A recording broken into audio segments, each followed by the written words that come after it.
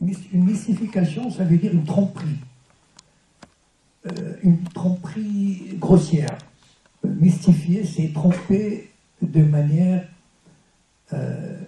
grossière, de manière cynique, et ça s'applique très bien à ce qui va suivre. Pourquoi? Parce que, en fait, la première tromperie, la première mystification, c'est de croire ou de faire croire que le retour du peuple juif en Palestine est un fait légitime et qui s'inscrit dans l'histoire et l'évolution du peuple juif. Or, rien n'est plus faux. Pourquoi? Parce que, peut-être certains d'entre vous ont déjà lu le livre de Shlomo Sand, qui raconte comment ça a été monté de toutes pièces, cette histoire d'une nation juive qui aurait été exilée après la destruction du temple en l'an 70 après Jésus-Christ, et qui a été dispersée à travers le monde, et qui a une légitimité à retourner sur la terre ancestrale. Bon, d'abord, Shlomo Sand a montré qu'il n'y a jamais eu d'exil, d'une part, et deuxièmement, les Juifs, moi je viens du Maroc, comme peut-être beaucoup le savent, et nous, les Juifs marocains, enfin, il y avait des Amaziques, des Berbères, d'origine espagnole, portugaise, etc. Nous n'avons absolument rien à voir avec les Juifs de Pologne ou de Russie, ou enfin bon. Donc il n'y a pas du tout la notion de peuple qui a gardé son identité pour pouvoir retourner un jour sur sa terre est complètement fallacieuse, montée de toutes pièces.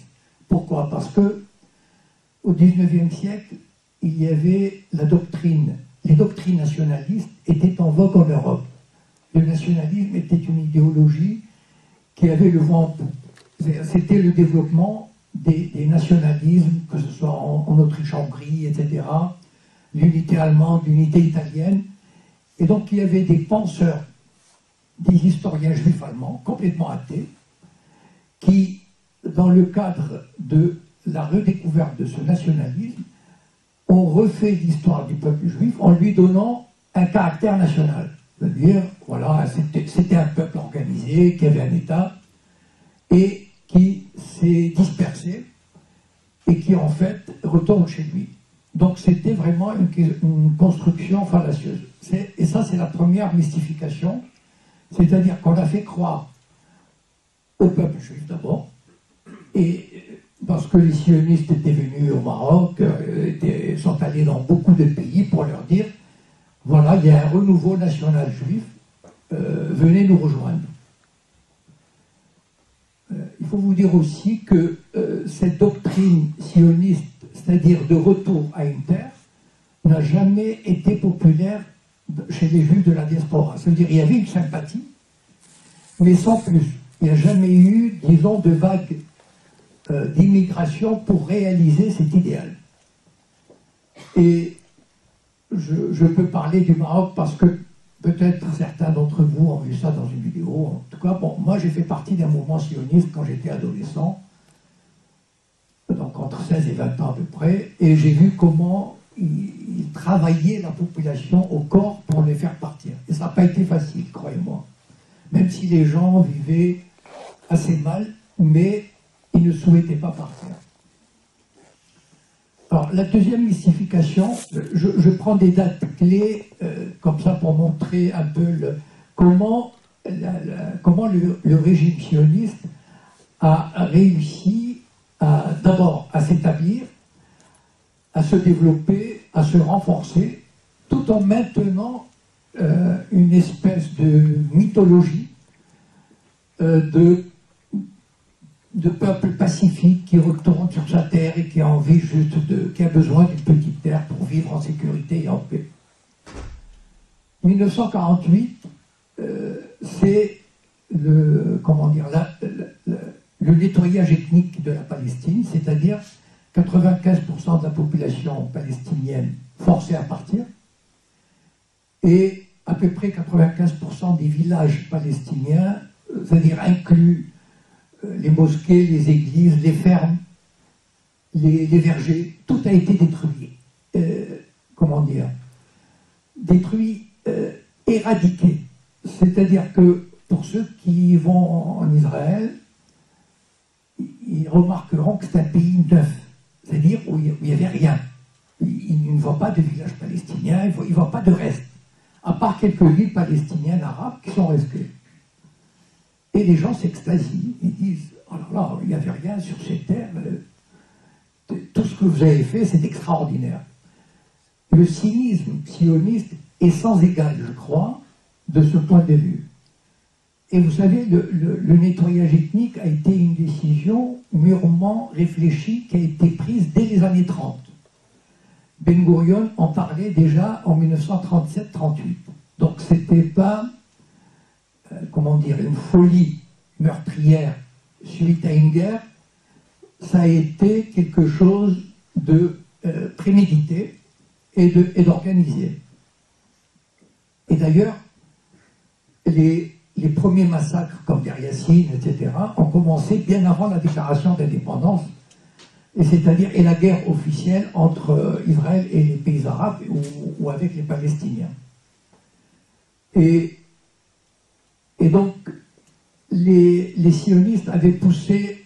Vous savez, il y a une chose, il faut que je vous dise quelque chose, c'est que les sionistes sont d'une intelligence remarquable. Moi, j'invite toujours les gens à les étudier, à étudier leurs manœuvres, parce que je crois qu'on n'a jamais fait de mieux en matière de propagande, en matière de subversion, en matière de tromperie. C'est fantastique dans le sens du mal. Ils ont le génie du mal.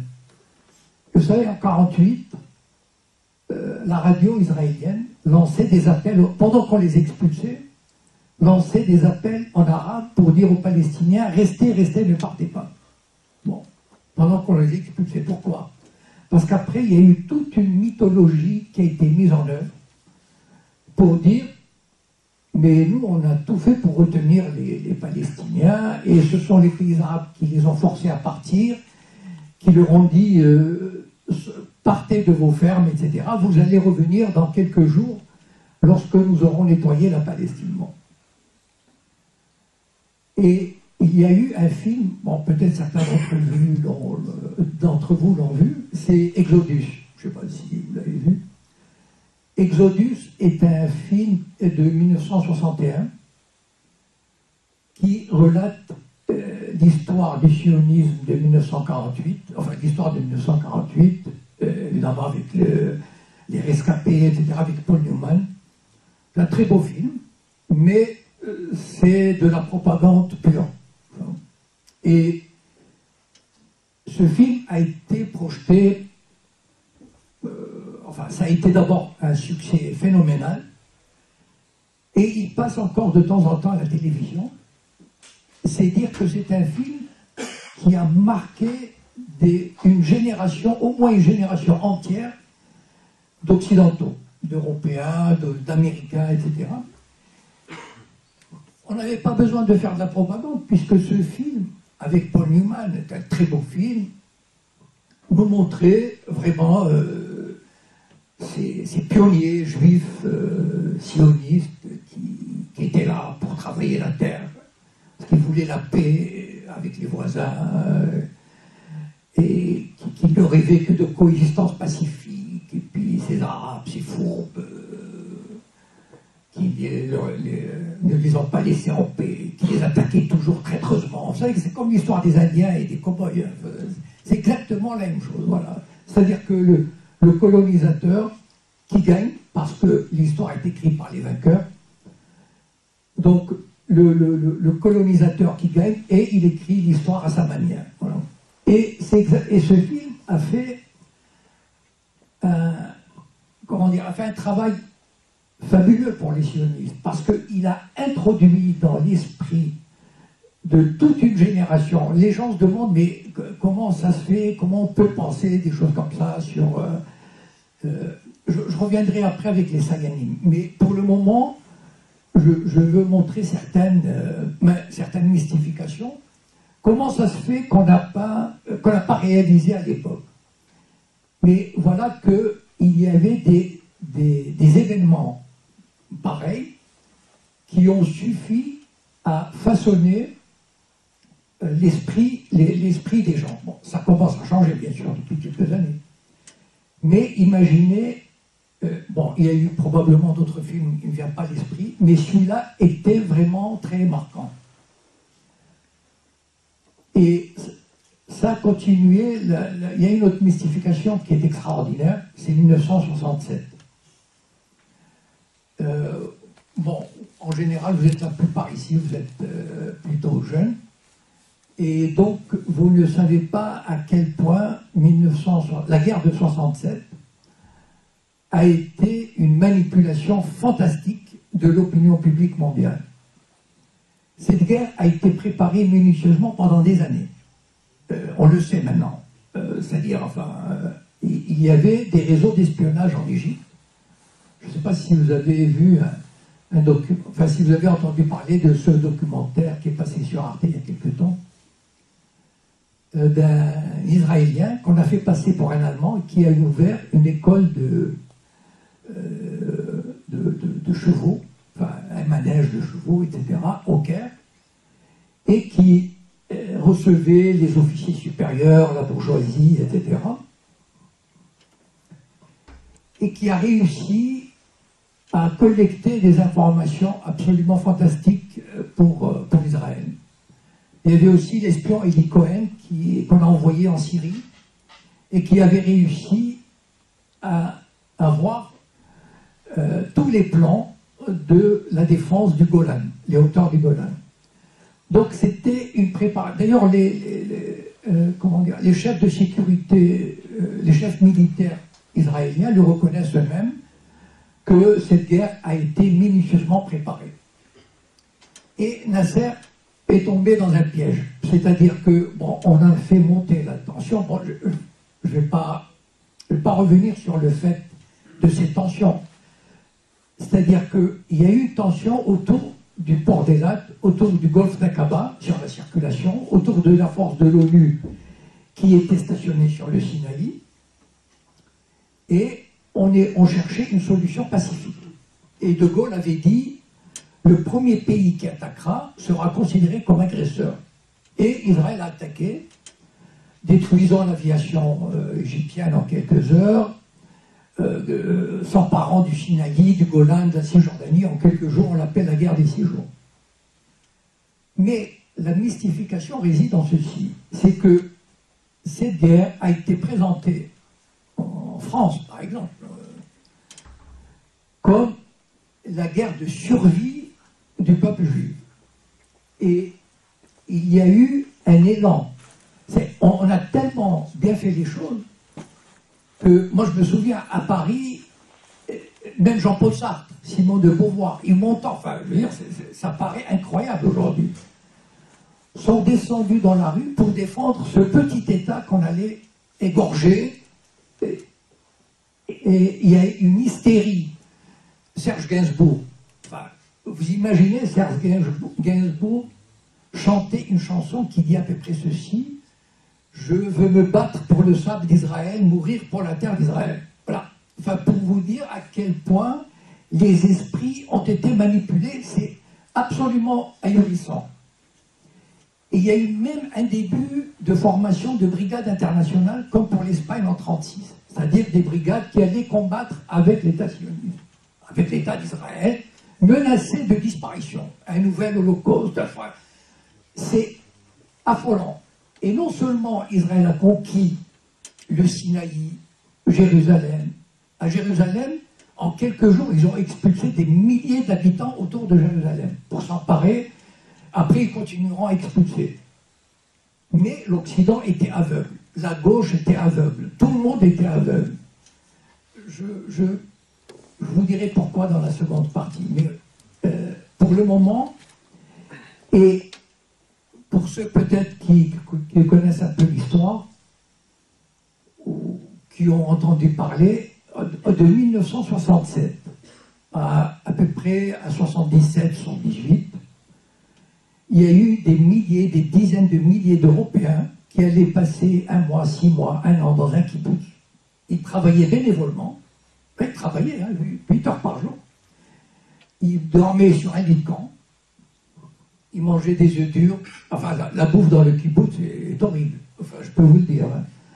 C'est du poulet de batterie, des œufs durs, du fromage blanc, etc. Et ils étaient heureux. Pour eux, c'était un voyage spirituel, c'est-à-dire de communion, enfin, c'est un peu comme les hippies qui allaient en Inde. Voilà. Et donc, et à l'époque, on disait, donc voilà une armée d'occupation, d'accord? Une armée d'occupation sur Jordanie, etc. Et tous les moyens d'information, enfin je me souviens, comme c'était hier, Le Monde écrivant, oh, c'est pas du tout une occupation, c'est pas du tout comme en Allemagne. À la limite, on aurait cru que les Israéliens étaient allés avec des tanks, bon, mais ils auraient pu aller en 2 chevaux ou en bicyclette. Ils étaient allés pour répandre la bonne parole, comme des coopérants, pour... voilà. Et c'est assez ahurissant, c'est fantastique quand on y pense, comment on a manipulé l'opinion publique pour mystifier, enfin, on a mystifié, vous savez, c'est un peu, vous connaissez le jeu des trucs là, des 3 machins là, voilà, on dit, choisissez la carte sur les 3 là, comment ça s'appelle déjà, le ponto, voilà. Ils ont mystifié le monde entier, bon, avec la complicité du monde entier, je reviendrai, mais bon. Et donc, voilà Israël qui occupe des territoires. Et au début, disons, les Palestiniens ont mis 10 à 15 ans à peu près à sortir de leur torpeur. Ils étaient totalement assommés. Et, alors, n'oubliez pas une chose, c'est que dans l'opinion publique occidentale, l'occupation, quelle occupation, enfin, à part quelques illuminés, comme Roger Garaudy, ou enfin, des types comme ça, je veux dire, ou Maxime Rodinson, je ne sais pas si quelqu'un a entendu parler. Moi, je me souviens, enfin, c'était un des rares intellectuels dans les années 60 à parler d'occupation, etc. Il était considéré comme fou, comme cinglé. Et donc, voilà, la première intifada arrive, de 87 à 90, 3 ans d'un combat de gamins contre une armée, une des armées les plus puissantes du monde. Et l'armée la plus puissante du monde n'arrive pas à bout de ces gamins qui leur jettent des pierres. Ils avaient beau leur massacrer les os. Vous savez, quand on dit Rabin est un homme de paix, moi ça me fait rigoler, parce que je vous dirai pourquoi. Il était ministre de la Défense, il avait ordonné à ses soldats de briser, au sens propre, pas au sens figuré, hein, de briser les os des gamins qui jetaient des pierres. Bon, si vous avez le cœur assez solide, vous pouvez regarder des vidéos, c'est insoutenable. C'est insoutenable. Bon. Sauf que c'est ça le génie sioniste, encore une fois, il faut le reconnaître, le génie du mal, mais le génie quand même. Qu'est-ce qu'ils ont fait? Qu'est-ce qu'ils se sont dit? Bon, et là, Israël réapparaissait comme le pays occupant. Là, c'était vraiment... c'est pendant 3 ans quand même, les reportages, et la situation devenait intenable. Et j'en arrive à la mystification des accords d'Oslo. Et donc, Rabin se dit, bon, il faut trouver une solution. Évidemment, pour eux, il n'était pas question, enfin, si des Palestiniens, enfin, s'il y a des Palestiniens ici, enfin, je me souviens à Rabat, quand j'étais pour la semaine de l'apartheid, il y avait une conseillère de l'ambassade de Palestine qui était assise dans la salle, et qui était complètement mortifiée par ce que je disais, parce que ça me fait mal au cœur de penser que des Palestiniens se laissent manipuler de cette façon-là par les sionistes. Les accords d'Oslo, c'est quoi? Donc il n'était pas question pour Israël de donner un État. Vous savez, en 67, il y a eu, et encore juste une parenthèse, ne croyez jamais quand on vous parle de sionistes de gauche ou de sionistes de droite, ou d'Israéliens de gauche ou d'Israël. à part Shlomo Sand, à part Michel Warshawski, Gideon Levy, mais tous les autres sont vraiment des fils de machin. Bon. Donc, ce sont vraiment des sionistes, Amos Oz, David Grossman, etc. Ce sont des sionistes purs et durs. Seulement, les sionistes, ils savent, ils présentent la médaille des deux côtés. Ils leur disent, vous voulez... Ah non, ça c'est des réactionnaires, ça c'est pas bien. Non, non, non, non, c'est des conservateurs. Par contre, on a Tzipi Livni, on a Ehud Barak, etc. Et les gens se laissent prendre. Enfin bon, parce on veut bien se laisser prendre. Et donc, en 67, il y a eu une espèce, il faut savoir, une espèce de mouvement mystique,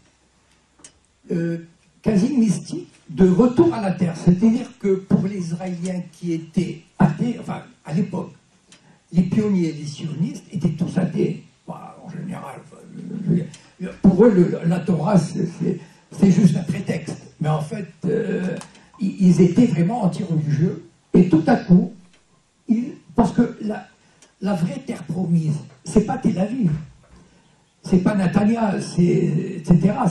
C'est la partie de Cisjordanie. C'est Naplouse, que les Israéliens appellent Shrem. C'est Hebron, là où il y a le caveau des patriarches, etc. Et pour eux, ça a été une espèce de presque message divin. Et même la gauche, enfin, je suis désolé de le dire, mais enfin, même à Shomer Hatzaïr, enfin, soi-disant qui passe pour le mouvement de jeunesse, machin, ils ont été pris dans cet engrenage de messianisme.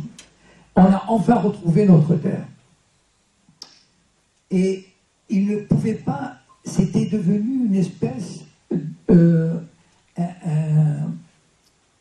nouvel élan de sionisme vers cette terre promise. Aujourd'hui, les colons en Cisjordanie sont considérés comme des pionniers, comme des héros du sionisme. Il faut le savoir. Hein, c'est pas, moi qui suis d'assez près les médias sionistes, les colons sont considérés, peut-être en se pinçant un peu le nez, mais sont considérés comme des héros sionistes. Voilà. Et donc, Rabin, il a dit moi je connais Yehuda Lankri qui était ambassadeur d'Israël en France. Son cousin était un copain à moi. Et donc Rabin avait dit à l'époque, en 92, il aurait pu négocier, s'il avait voulu vraiment négocier, il aurait pu négocier avec Marwan Marrouti, qui était sorti du rang. C'est-à-dire c'était un Palestinien de Cisjordanie et qui avait la légitimité nécessaire pour négocier. Et puis il y avait quelque part en Tunisie un homme politique complètement oublié, c'est Arafat, Yasser Arafat, qui ne jouait aucun rôle politique depuis une dizaine d'années. Il se morfondait en Tunisie et Rabin a dit on va le sortir de son trou et il va faire ce qu'on lui dira de faire. Et c'est exactement ce qui s'est passé. Il a sorti du trou et il a négocié. C'est-à-dire, il a négocié. Il lui a dit, voilà, je veux 60% sur la Cisjordanie. C'est ce qu'on appelle le territoire C. Souveraineté totale. Arafat a dit, d'accord. Je veux 30% souveraineté mitigée, d'accord. Rien sur Jérusalem, d'accord. Rien sur l'indépendance, d'accord. Il a tout signé, il a tout avalé, il a avalé toutes les couleuvres. Pourquoi? Ce n'est pas une question de trahison, c'est une question, un homme politique de cette envergure, l'important pour lui est la place qu'il laisse dans l'histoire. Et donc, bien sûr, il se considérait comme un guerriero palestinien, etc. Mais il préfère se mettre en avant, même au détriment de la cause palestinienne, plutôt que de se morfondre et d'être oublié par l'histoire, d'être dépassé. Et c'est ça, c'est ça le malheur du peuple palestinien, c'est d'être gouverné, comme dans tous les pays arabes, d'être gouverné par des autocrates qui n'ont aucune légitimité populaire. Et donc, à la limite, Arafat aurait pu, au bout de 2 ans, ou 3 ans comprendre qu'il est le dindon de la farce. Parce que la mystification, c'est quoi? Écoutez, j'ai dit à Rabat un truc qui les a fait se marrer, parce que je leur ai dit, vous avez tous le bac ici, n'est-ce pas? Alors ils ont rigolé, bien sûr, mais enfin je leur ai dit, voilà. Comment on peut imaginer qu'une négociation israélo-palestinienne dure 21 ans? Essayez, enfin, imaginez qu'aujourd'hui on se réunisse et on leur dit, bon, on va signer un accord en 2035. Donc, mais ça, il faut 6 mois pour trouver un accord. 6 mois. Entre l'Égypte et Israël, il a fallu 6 mois de négociation pour faire la paix. Et ça a été très très difficile pour Israël d'abandonner le Sinaï. Excessivement difficile. Eh bien, parce qu'ils avaient une ville de 10 000 habitants à l'époque dans le Sinaï, Yamit. Et vous savez ce qu'ils ont fait, les Israéliens, en quittant le Sinaï? Ils ont dynamité Yamit maison par maison. Ce sont des êtres incapables de ne pas détruire. C'est-à-dire, pour eux, il n'était pas question de laisser une ville à d'autres. Voilà, on a construit cette ville, et bien on va la détruire. Tout, canalisation. Enfin, on peut voir les ruines de Yamit dans le Sinaï, une ville de 10 000 habitants. Et donc, voilà une mystification qui se poursuit sous nos yeux. C'est-à-dire, il y a une espèce de fiction d'un État palestinien. Il y a un État israélien, enfin Israël qui dispute. Il y a un président qui n'a aucun pouvoir. Le président palestinien, c'est une, comment dire, un caniche. Enfin, il n'a de président que le nom. Bien sûr, l'Europe lui donne 500 millions, les États-Unis lui donnent, je ne sais pas, 200 ou 300 millions. Il se verse des salaires mirobolants et il joue le jeu. Par exemple, il y a certainement une ambassade de Palestine au Luxembourg. À quoi il sert? Voilà, il y a peut-être 10 personnes, ils ont une visa de fonction, des Mercedes. Ils ne servent à rien. Pour moi, ils ne servent à rien. C'est-à-dire qu'ils servent à jouer, à donner l'illusion d'un État palestinien. Et c'est ça qui est triste à mourir, parce que de toutes les façons, enfin, cette fiction ne durera pas. Mais, toujours est-il que cette mystification, grâce à l'Occident, grâce aux médias, etc., Obama reçoit, il a reçu il y a 3 jours Mahmoud Abbas, donc voilà, alors qu'il n'en a rien, n'a fiche de ce type, enfin, il ne pèse rien. Sauf que les forces palestiniennes qui sont formées par la CIA, c'est-à-dire par le Mossad, à quoi elles servent les forces palestiniennes? À aider l'armée israélienne à arrêter les militants du Hamas, les militants du djihad islamique, etc. Voilà. Mais ces mystifications, pour en arriver à mon deuxième point, ces mystifications n'ont été rendues possibles en grande partie que grâce aux Sayanim. Voilà. Et donc j'en viens au livre que j'ai écrit, Le Printemps des Sayanim. C'est pourquoi j'ai écrit Le Printemps des Sayanim. Parce qu'en 2010, parce que depuis de nombreuses années, je suis la politique israélienne. Enfin, je connais assez bien Israël puisque j'ai été très souvent en tourisme, puisque toute ma famille est partie s'installer là-bas, parents, oncles, etc. Et que donc je connais assez bien l'état d'esprit, je connais un peu la langue. Et donc j'ai toujours suivi l'actualité juive en France et l'actualité israélienne. Et je me suis rendu compte d'une chose qui est assez extraordinaire. Israël est le seul pays au monde, et ça n'existe pas et ça n'existera plus jamais, qui dispose de dizaines de milliers d'espions à travers le monde, qui travaillent pour lui gratuitement, et avec une dévotion extraordinaire. Ça ne peut pas exister dans le monde un truc pareil. Ça, c'est impossible. Dans les années 50, le chef du Mossad, Meir Amit, il a eu ce trait de génie, il a dit, mais il y a des juifs en France, partout dans le monde, et on va leur demander de travailler pour nous.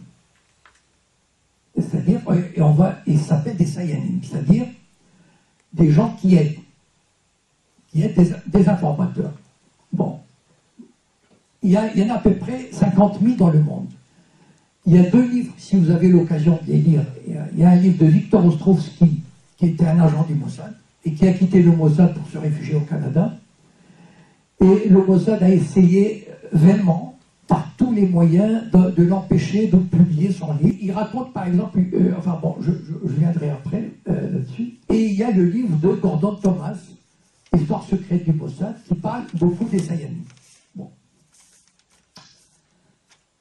Et donc, voilà un pays qui dispose de dizaines de milliers de... Comment il les recrute? C'est très facile. Les Juifs sont organisés en institutions, en associations, et il existe une franc-maçonnerie juive internationale qu'on appelle le Bnei Brit. Ça veut dire en hébreu les fils de l'Alliance. Et qui est constitué à peu près de 500 000 membres à travers le monde. Et je vous assure que c'est pas le petit employé, machin, ou l'ouvrier qui est là-bas. C'est à partir de classe moyenne jusqu'au sommet des pays. Donc imaginez, un moment comme ça, imaginez à New York, les plus grands banquiers, les plus grands patrons des institutions financières, etc., qui travaillent pour le Mossad. Voilà. C'est-à-dire qu'ils deviennent agents du Mossad parce qu'ils font partie du Bnei Brit. Et quand le Mossad va les voir, il leur dit, voilà, on a besoin de vous, vous savez, Israël est en difficulté, machin, il faut aider, enfin bon, vous connaissez, enfin bon, le discours est bien rodé, donc les gens se disent, oui, bien sûr, bien sûr. Et pareil, imaginez à Los Angeles, dans toute l'industrie du cinéma, dans toute l'industrie de la télévision, il y a des milliers de Sayanis qui sont dans toutes les commandes. Bien. Maintenant, je vais vous donner un exemple comment travaillent les Sayanis. Ils travaillent de 2 manières. Soit de manière ponctuelle. Par exemple, lorsque l'Irak a signé, ça c'est Victor Ostrovsky qui raconte cette anecdote, lorsque l'Irak a signé un accord pour la construction d'une centrale nucléaire avec la France, que Israël a détruite d'ailleurs en 1978, alors qu'elle était totalement pacifique. Mais ça c'est une autre histoire. Et donc l'Irak a envoyé des dizaines de scientifiques du nucléaire se former à Saclay. Le Mossad le savait et il se disait, mais moi j'aimerais bien mettre la main sur les dossiers. Imaginez le KGB vouloir mettre la main sur les dossiers de ces gens-là. Bon, il faudrait, je sais pas moi, des semaines, des mois pour comment s'introduire, etc. Le Mossad, c'est formidable. Il a un Sayan là-bas. Il a des Sayanis partout. Dans toutes les universités, dans tous les médias, dans toutes les banques, dans tous les grands hôtels, partout. Donc il appelle le Sayan, il lui dit, apporte-nous les dossiers. Donc il leur apporte, ils font des photocopies, ils les ramènent, et après ils peuvent étudier, et comme ça, ils ont réussi à retourner l'un des agents. Ou alors, ils travaillent de façon, les Sayanides peuvent travailler de façon, je dirais, groupée. C'est-à-dire, ils reçoivent une instruction précise parce qu'ils sont suivis par le Mossad, les Sayanides, dans un département qui s'appelle la guerre de propagande. Ils reçoivent une instruction, par exemple, comment s'appelle déjà le soldat israélien qui a été kidnappé dans leur masse? Voilà, il est tombé dans le piège. Même à Rabat, ils connaissent son nom. Imaginez pourquoi ils connaissent son nom. Pourquoi? Parce que moi, j'ai vécu cette période-là, et à l'époque, je n'avais pas Facebook, je n'étais pas connu, et je n'avais pas les moyens d'écrire, mais j'ai vécu cette époque-là, et je me disais, c'est fabuleux cette histoire. L'ordre a été donné à tous les médias là où il y a des Sayanis. On peut citer des noms, Patrick Cohen sur TF1, ou France Inter, à l'époque il n'était peut-être pas, mais en tout cas bon, Finkielkraut, etc., Alexandre Adler, enfin bon, imaginez, en France, au Luxembourg, aux États-Unis, partout, pendant des jours et des jours, ils ont dit Gilad Shalit. Et je suis sûr, j'ai fait l'expérience au Maroc, ils connaissaient le nom. Le nom leur est rentré de force en crâne. Ça veut dire que toute la population mondiale savait qu'il y avait un otage israélien. C'est quelque part, alors que la même semaine, Israël a enlevé 45 députés du Hamas. 45 des hommes politiques du Hamas, des députés, des ministres. Et ils les ont... C'était des prises d'otages, comme faisaient les Allemands en France. C'est-à-dire, la résistance faisait un coup, très bien, on prend des otages. Et ils les ont gardés 2, 3 ans, 4 ans, sans procès, sans avocat, sans rien. Personne ne connaît le nom de l'un de ces 45. Est-ce que vous connaissez le nom des otages français d'il y a 3 ou 4 ans? Est-ce que vous connaissez le nom des otages américains qui étaient détenus? Personne. Sauf celui-là. Pourquoi? Parce qu'il a été matraqué. Voilà le travail des Sayanim quand il est groupé. Par exemple, un autre exemple que j'ai vécu de manière presque en suivant ça de minute en minute.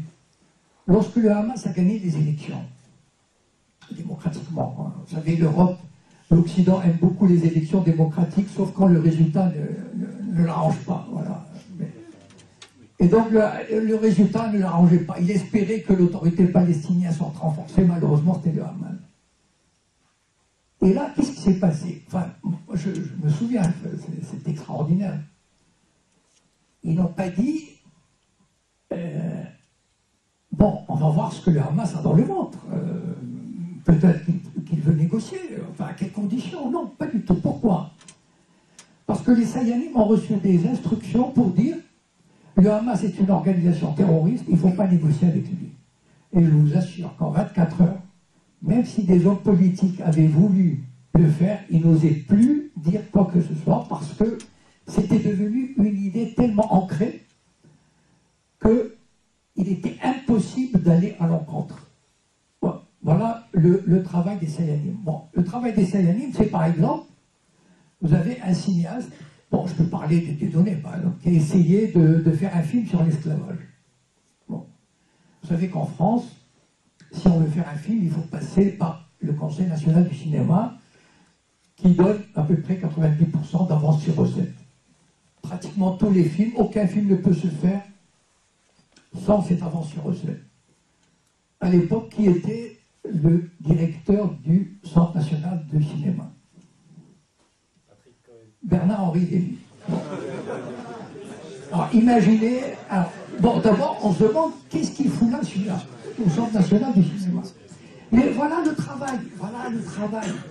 Les Sayanim sont là, ils occupent tous les postes clés, tous les postes névralgiques.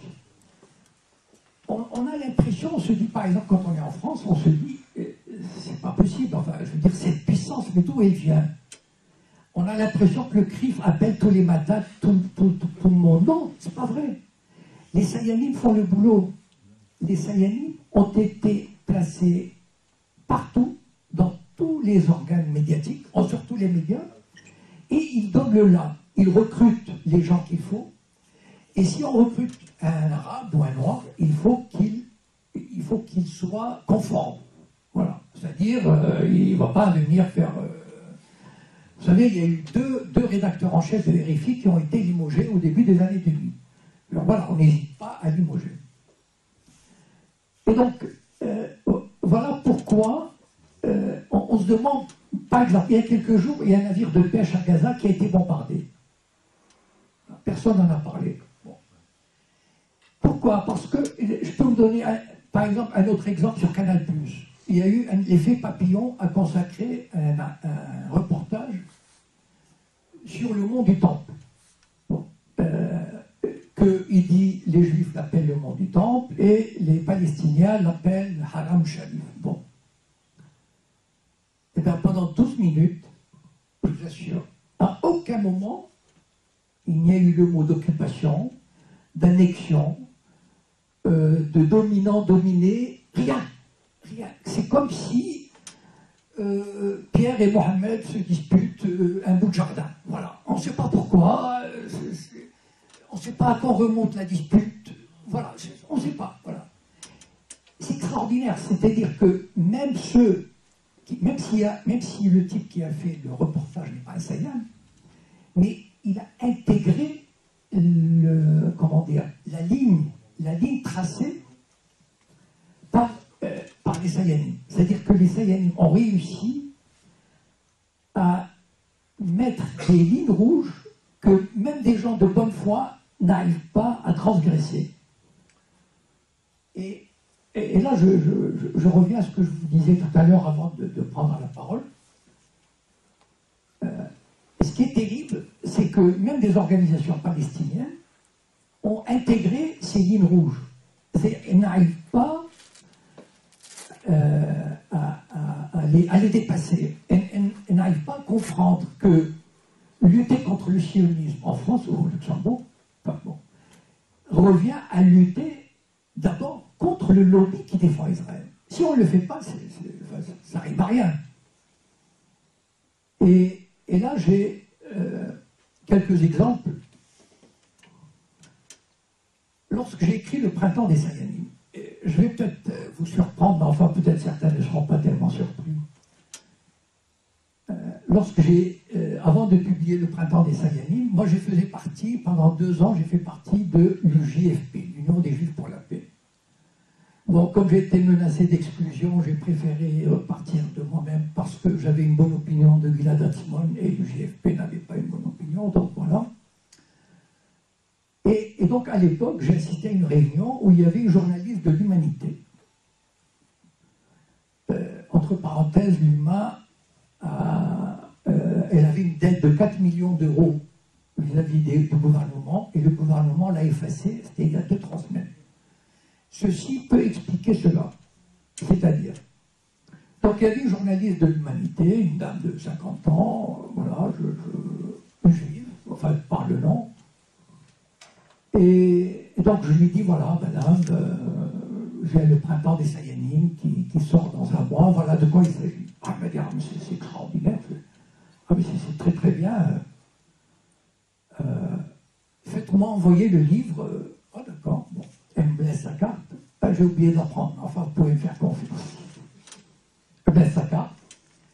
Et puis, bon, j'attends, et puis rien qui arrive. Il me dit, c'est pas possible. Enfin bon, j'envoie un SMS. Enfin, non. J'appelle, je laisse des messages. Rien du tout. Bon. Et ça m'intriguait, mais je ne comprenais pas encore pourquoi. Moi, je n'arrivais pas à comprendre. Moi, j'étais encore un peu naïf sur certains organismes de gauche ou certaines organisations palestiniennes. Comme la FPS, par exemple, l'Association France-Palestine Solidarité. Cette association qui reçoit entre parenthèses 140 000 € de subventions par an, et moi qui croyais naïvement que cette association serait contente d'apprendre que le Printemps des Sayanim existe, c'est-à-dire que voilà, comment les sionistes fonctionnent, comment le Mossad fonctionne, quelle est la manière de procéder pour leur propagande, etc.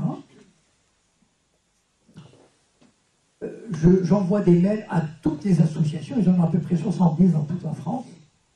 Silence total. Bon. Et quelques mois plus tard, je suis allé à Lille, à Brive, mais quelques villes, et les associations locales ont proposé à la FPS de s'associer pour me recevoir. La FPS a dit, Jacob Cohen, pas question. Bon. Et j'ai commencé à comprendre. Les Sayanim, quand on parle des Sayanim, il y a immédiatement une référence qui vient à l'esprit et qui est le complot juif mondial. Et c'est vrai d'ailleurs, après tout, c'est un complot. C'est-à-dire que les juifs sionistes, sont organisés de manière à travailler pour le Mossad au service d'Israël. Voilà. Donc c'est une réalité. Elle est là, il y a des preuves, il y a des témoignages. Sauf que l'AFPS, comme l'Humanité, comme le JFP, ils avaient la trouille. Ils ont la trouille. la trouille d'être taxé d'antisémite. Vous savez, c'est la terreur. Être taxé d'antisémite, c'est quasiment, enfin, c'est comme si on attrapait le choléra. Et c'est comme ça, par exemple, que Sora, Dieudonné, on les a diabolisés parce que on leur a collé cette étiquette infamante. Et si on avait collé cette étiquette à la FPS, elle ne s'en sortait pas. Elle devenait indésirable, elle devenait intouchable. C'est comme si elle avait la lèpre. Et c'est ça qui est terrible, c'est-à-dire que des organisations pro-palestiniennes, et d'ailleurs quelqu'un me l'a confirmé, je ne citerai pas la région, mais un ancien étudiant à moi à la fac de Casa, m'a contacté il y a 1 an et demi à peu près, et il m'a dit, Jacob, je te retrouve dans... Je fais des recherches, il était président de la FPS de sa région, et il m'a dit, enfin bon, il a reconnu que j'étais un indélirable, voilà. Il n'a pas voulu m'expliquer, mais j'ai compris comment on était copains, j'ai pas voulu le mettre dans l'embarras, etc. Donc, voilà le travail, le travail des Sayanim, c'est quoi? Par exemple, prenons France Culture, qui est truffé de Sayanim. Truffé, c'est vraiment le mot. Elle est gangrénée de sionistes, de Sayanim. Alexandre Adler, Laura Adler, etc. Finkielkraut, enfin. Et je vais vous raconter une anecdote c'est incroyable. Il y a quelques mois, il y a eu une exposition de photos au musée du jeu de paume, d'une photographe palestinienne. Sur les 30 photos, alors, ils ont trouvé, enfin, les sionistes, ils ont trouvé une photo représentant un martyr, c'est-à-dire un mec habillé, enfin, avec le bandeau vert, etc. Et là, ils ont lancé leur machine. C'est terrible, la machine de propagande du lobby, elle est terrifiante. Ils ont dit, c'est une exposition qui favorise la haine du juif, la haine d'Israël, et donc l'antisémitisme, etc. Et ça a été repris, ils ont écrit au ministre. La ministre a dit, je suis désolé, mais j'y peux rien, enfin, etc. Il y a eu des manifs. Et un jour, je tombe sur un lien sur Internet. France Culture a trouvé le moyen de recevoir le responsable des sites de lutte contre l'antisémitisme du CRIF. C'est sur le site du CRIF d'ailleurs, je crois que je l'ai vu, parce que, évidemment, je reçois la newsletter du CRIF parce que c'est très important de lire leur propagande, de voir comment ça marche. Et bien, France Culture a reçu le responsable de la lutte contre l'antisémitisme, et ce responsable lui a expliqué pourquoi cette exposition était malvenue, etc., etc. Même une exposition photo, pour les sionistes, c'est insupportable. Et c'est ça le travail. Par exemple, vous savez, bon, vous le savez peut-être pas, moi j'ai été franc-maçon pendant 17 ans. J'ai quitté en 2007. En 2002, voilà le travail des Sayanim. En 2002, on m'a approché, au Grand Orient de France, des juifs francs-maçons, et ils m'ont dit, ils ont vu Jacob Cohen, donc évidemment, c'est dans la poche. Ils m'ont dit, mon frère, on va créer une loge judéo-sioniste, comme ça, texto, judéo-sioniste, pour défendre Israël. Comment ils défendent? D'abord parce qu'ils font des planches, c'est-à-dire des conférences. Là, ils organisent chaque année un voyage en Israël. Bon, vous imaginez le voyage qu'on peut faire en Israël encadré par ces gens-là. Mais c'est ça la propagande, ça veut dire qu'il faut occuper le terrain partout. Et bien voilà, même chez les francs-maçons, partout où ils peuvent, vous savez, dans les romans Le Printemps des Saïnim, il y a pas mal de personnages qu'on retrouve, et certains que vous ne retrouverez pas, mais j'aimerais vous citer un par exemple. Il y a un député européen, il y a un député français au Parlement européen qui s'appelle François Zimré. Bon, vous pouvez taper sur Internet, Google, François Zimré. Il était imbuvable, tellement il faisait de la propagande pour Israël en tant que député. C'est-à-dire, il harcelait les députés pour qu'ils aillent en Israël pour un voyage d'information, etc. Au point que même le Parti Socialiste ne l'avait pas représenté aux élections de 2007 ou je ne sais pas quoi. Il Imaginez, tellement il était, enfin c'était insupportable. Eh bien, Sarkozy l'a nommé ambassadeur de France pour les droits de l'homme. Donc imaginez, et ce type-là, pour moi c'est le parfait Sayan, c'est-à-dire l'agent du Mossad type. Voilà. Eh bien, imaginez un ambassadeur de France. Aujourd'hui, il est ambassadeur de France au Danemark. Et vous savez que tout ambassadeur reçoit des télégrammes diplomatiques. Voilà comment le Mossad peut être informé d'une grande activité diplomatique qui se passe à travers le monde grâce à cet ambassadeur, par exemple. Juste, voilà, imaginez 50 000 Sayanim à travers le monde. Et moi, j'ai écrit ce roman parce que, sous forme de roman, parce qu'on ne peut pas, je veux dire, c'est difficile de dire, voilà, tel est Sayan, etc. Mais j'ai voulu montrer comment on devient Sayan. Dans quel cadre on peut travailler comme Sayan, etc. Par exemple, ils ont organisé un match de football il y a quelques années au Parc des Princes, entre jeunes juifs, jeunes israéliens et jeunes palestiniens. Ça, c'est les Israéliens adorent ça, les Sionistes. Ils adorent tout ce qu'on fait pour le rapprochement. Vous savez, il y a une étudiante qui m'a posé la question à Rabat il y a un mois. Elle a dit, mais enfin, monsieur, c'est important que les peuples se rapprochent, se rencontrent, se connaissent. Alors je lui ai dit, écoutez, imaginez la France pendant la guerre d'Algérie. Voilà. Imaginez la guerre d'Algérie avec tout ce qu'elle comporte, etc.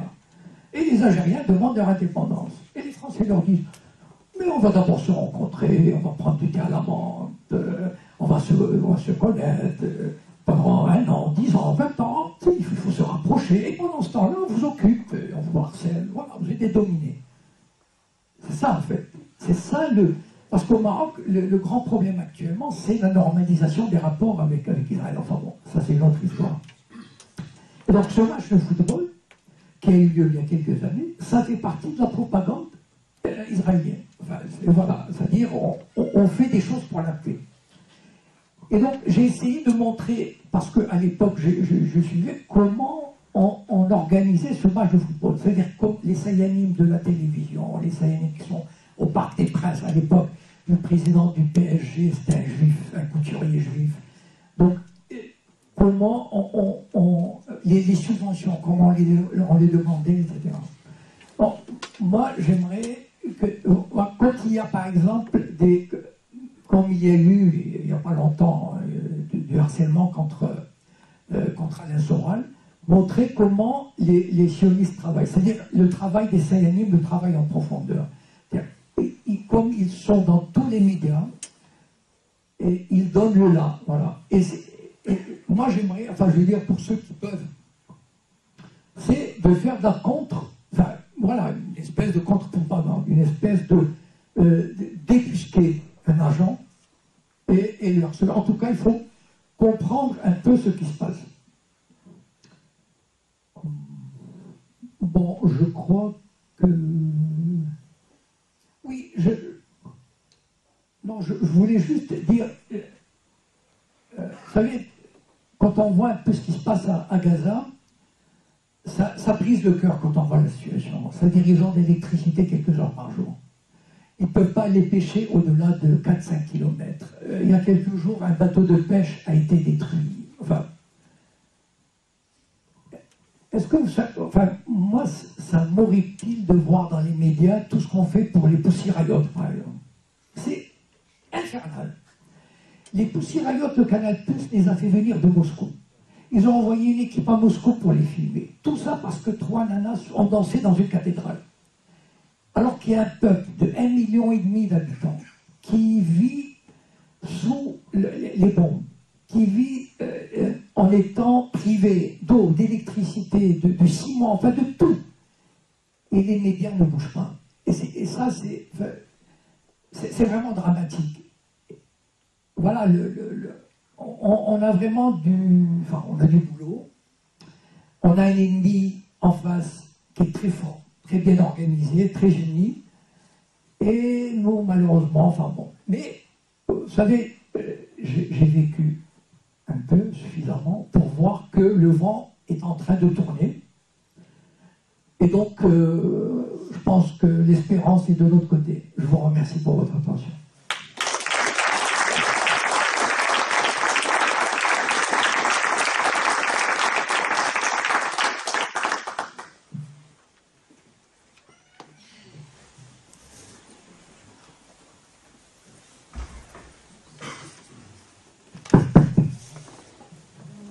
Merci pour l'intervention. J'espère que vous avez apprécié. Je suppose, vous avez plein de remarques, de questions, de commentaires à faire. Donc on va vous laisser vous exprimer peut-être et échanger avec M.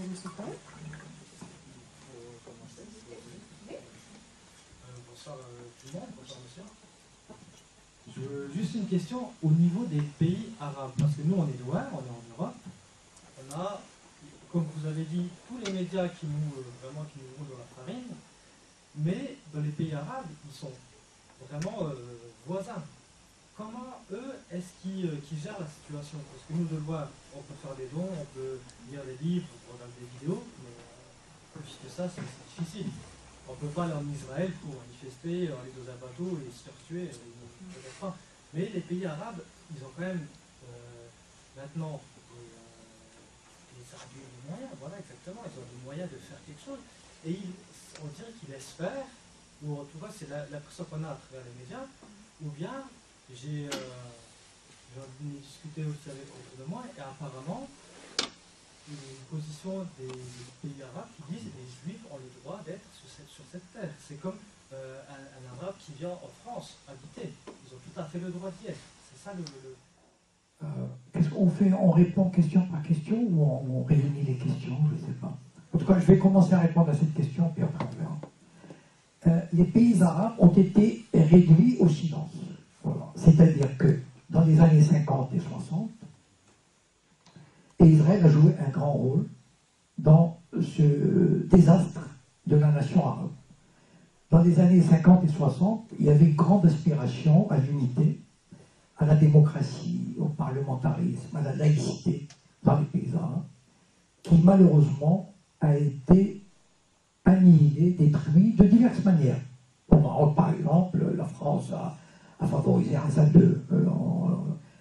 Et Hassan II a écrasé toute forme de syndicalisme, de socialisme, etc. Nasser a été réduit au silence par la guerre de 67, la Syrie également. Donc petit à petit, Israël a réussi à briser toute forme de résistance. C'est-à-dire qu'aujourd'hui, toutes les nations arabes, toutes, je dis bien toutes, à des degrés divers, même l'Algérie, même la Syrie, sont soumis, c'est-à-dire, ils ne passent pas des lignes rouges. Voilà. Par exemple, aucun pays arabe n'a ouvert une ambassade à Ramallah, par exemple. Ça, c'est interdit.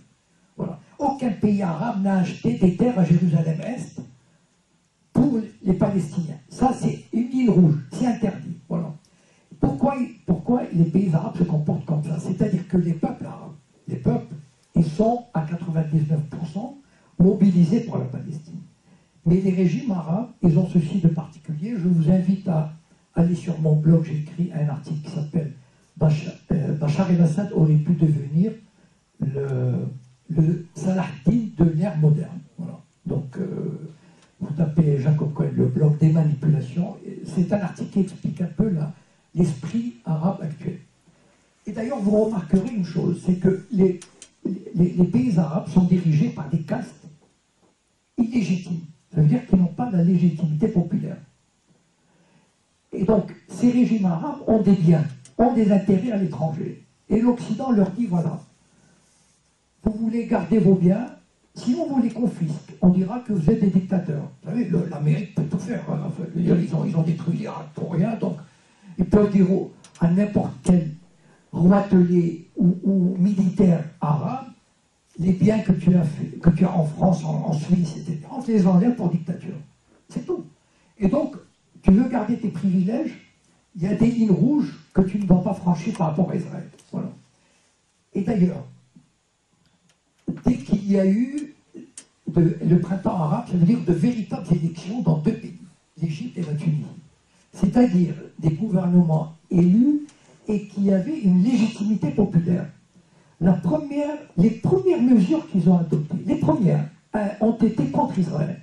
Parce que qu'ils avaient le soutien populaire et parce qu'ils voulaient l'exprimer, ce soutien. Les autres dirigeants, ils ont la trouille. C'est tout. Enfin, donc, ils baissent comment dire, bon, plus vulgairement, ils baissent le pantalon. Je vais vous raconter une anecdote. Ils sont terrorisés à l'idée que l'Amérique peut s'énerver, ou Israël peut s'énerver. Ils sont terrorisés. J'ai une anecdote qui montre cet état d'esprit de soumission et de lâcheté, c'est terrifiant. À Paris, il y a un festival du cinéma palestinien qui se déroule une fois tous les 2 ans. Le directeur est allé voir le représentant de la Ligue arabe. Bon. Le représentant de la Ligue arabe, quand même, 22 pays, hein, dont certains ont des centaines de milliards. Il leur dit, voilà, semaine du film palestinien, on doit faire venir, machin, etc. Bon. On s'aplatit devant lui pour une aumône. Combien il lui a donné? 2000 €. C'est même pas la moitié d'un sac Vuitton, comme je dis, moi.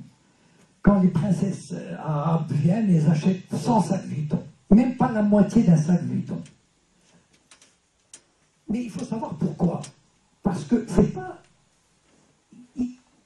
Même s'il avait voulu donner 1 million, il avait peur. Il a intégré cette peur d'être considéré comme un terroriste. Comment tu donnes 1 million mais tu fomentes la haine contre Israël, etc. Donc, les Arabes sont tétanisés. Les dirigeants arabes, les castes arabes, sont tétanisés devant la puissance israélienne. C'est terrible de voir cette nation qui, à l'orée des années 50 et 60, a suscité de grandes espérances, être dans un tel état de soumission et de décrépitude. C'est terrible. Voilà.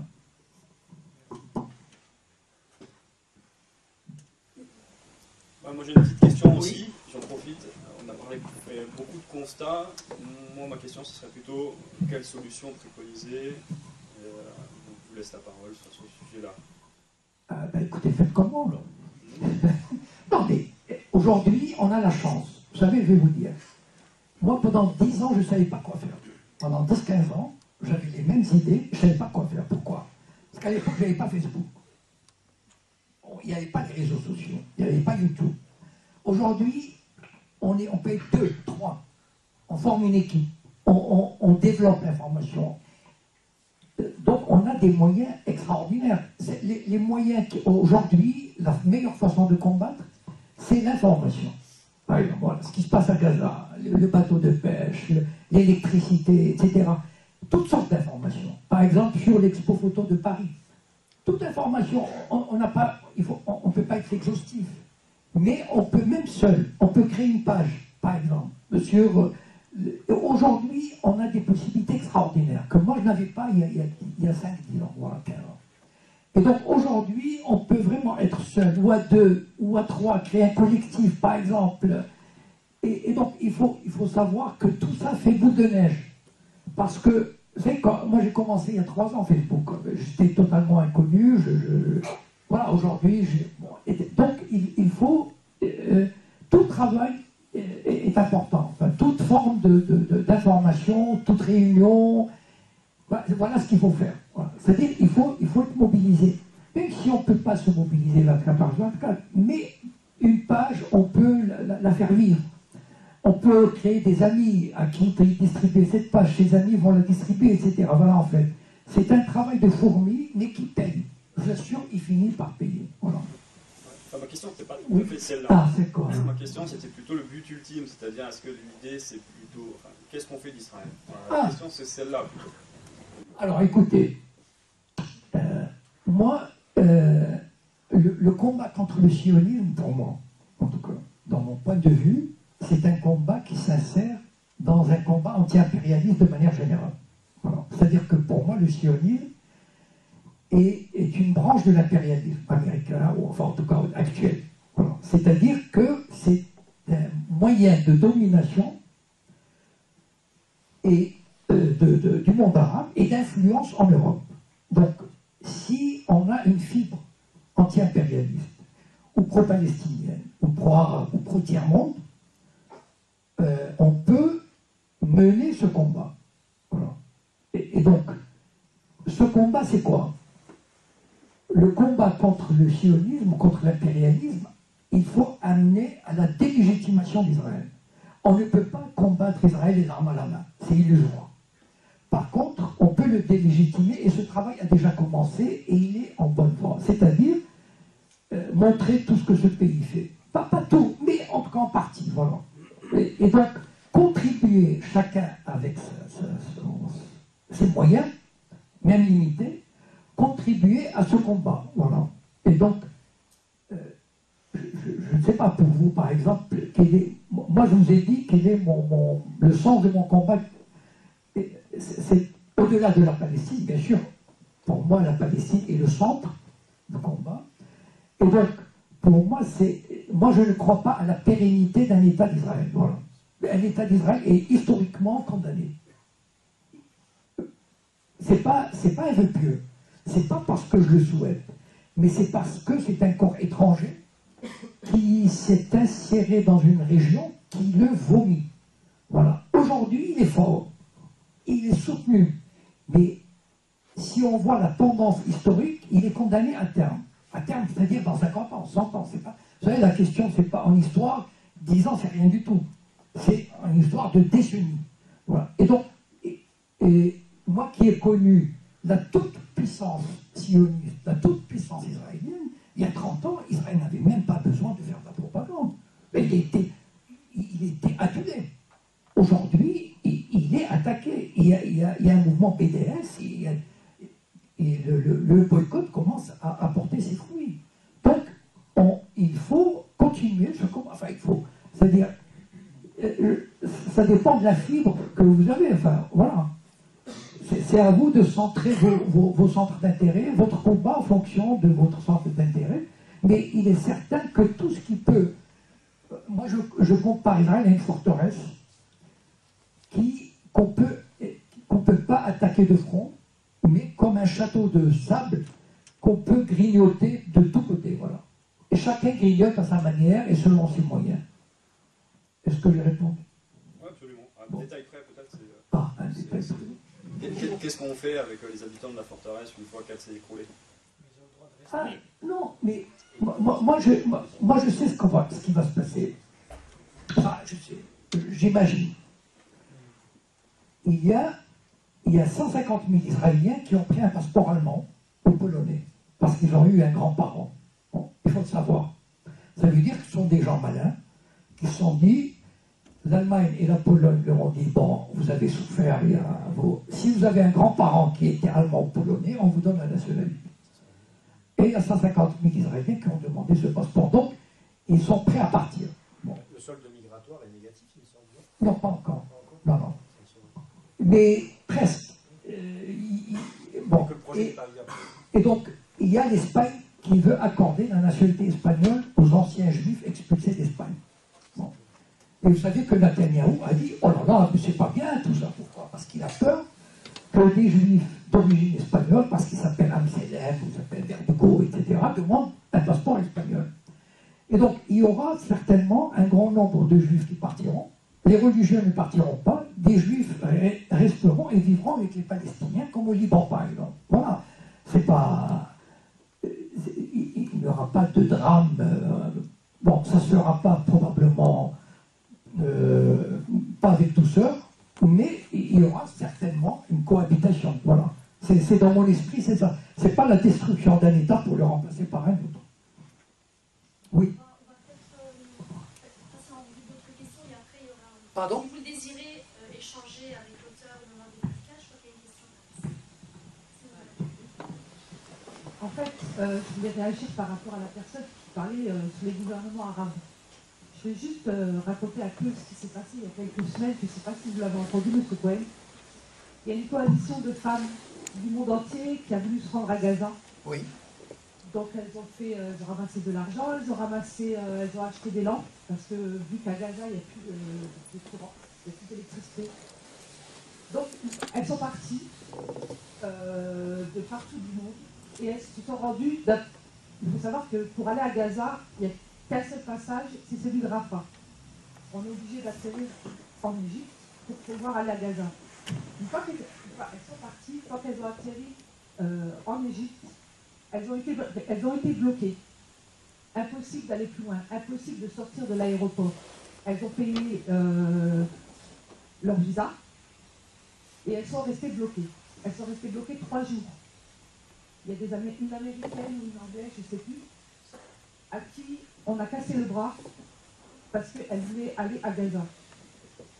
Avec le nouveau gouvernement égyptien, bravo Sisi, hein, vive Sisi, comme je dis, qui a la botte d'Israël, et c'est pas le seul, parce qu'il y a aussi en France, pays des droits de l'homme, c'est exactement la même chose. Il y a 2 ans, elles ont voulu partir et se rendre en Palestine, dans les territoires occupés.